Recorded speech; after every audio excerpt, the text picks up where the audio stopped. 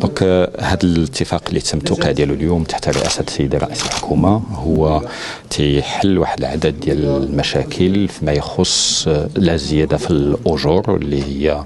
تم الاتفاق على 1500 درهم شهريا كزياده الاجور لكل الموظفين ديال القطاع، وفي نفس الوقت كانت ايضا واحد العدد ديال الملفات فئويه اللي هي كانت مطروحه لعده سنوات واللي تم الحل ديالها ووضع حلول ديالها.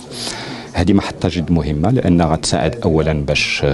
تخلق واحد الجو داخل إيجابي داخل القطاع، ونتمناو غتساعد أيضا باش الاستئناف الدراسة ديال التلاميذ واستجابة مع أيضا الانتظارات ديال الأسر وضمانا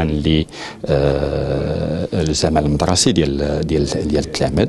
ونتمناو أيضا بأنها غتفتح أيضا أفق جد مهمة لتسريع الإصلاح داخل المنظومة. والآن حنا عندنا تجارب اللي تتبين بأن كاين أثر إيجابي ملي يكون التعبئة ديال كل الأطراف، ومن طبيعة الحال لا